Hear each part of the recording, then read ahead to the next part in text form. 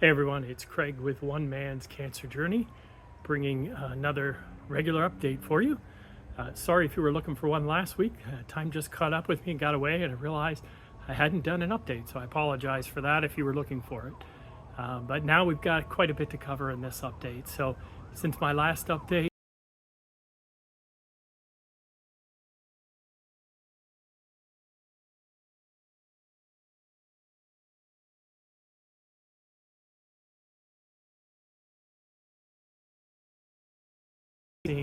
with chemo when I had the chemotherapy.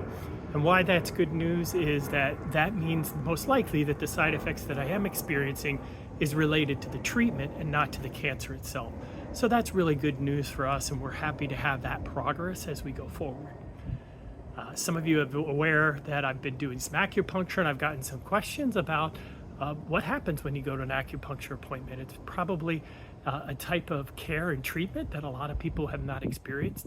And so they may not be quite sure what exactly we do when you're at an acupuncture appointment. So I thought I'd talk a little bit about that.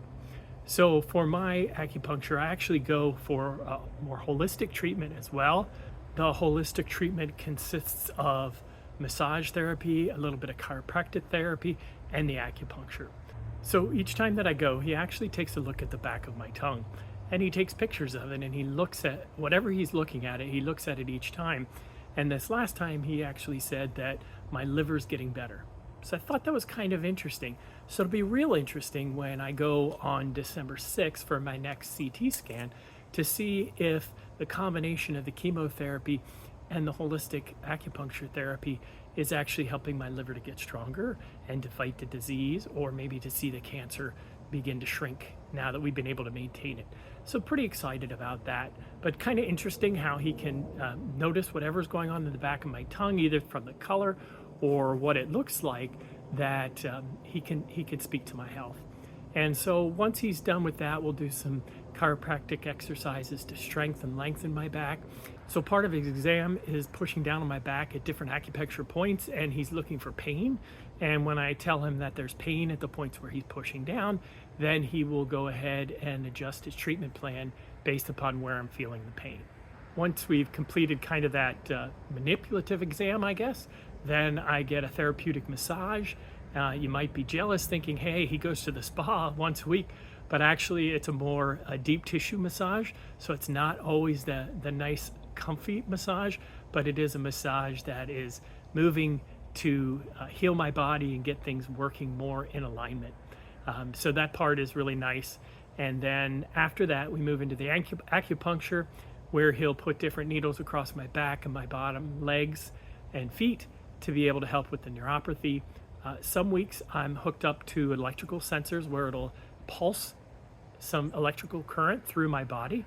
That pulsing of electrical current, it's not a lot, but what it does is helps to stimulate those acupuncture pressure points and speed the healing.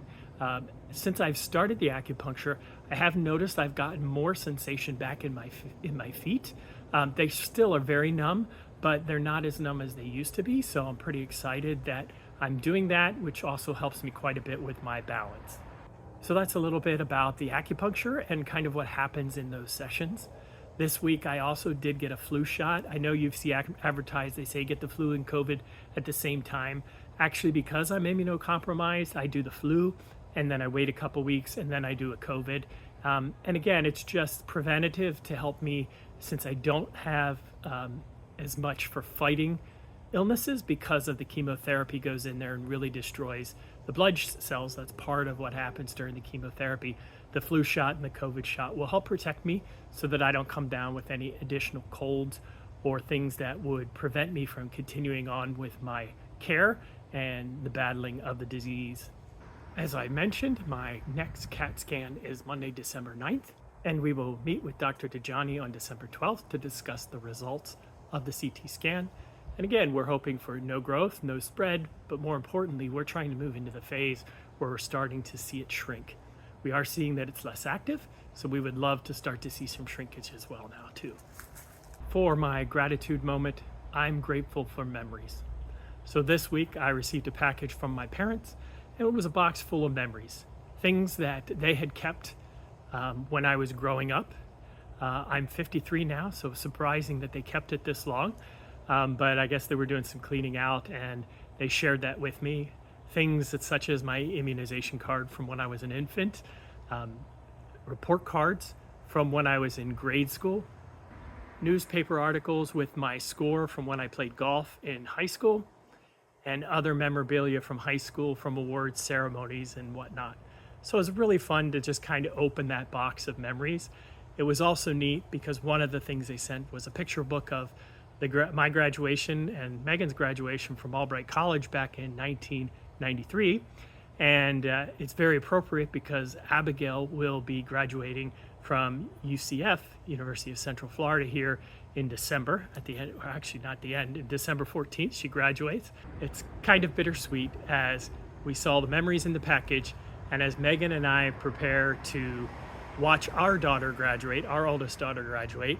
So I'm grateful for the box of memories that I received this week and the smiles that it brought to my face. I'm Craig with One Man's Cancer Journey, and I wish for you a blessed week.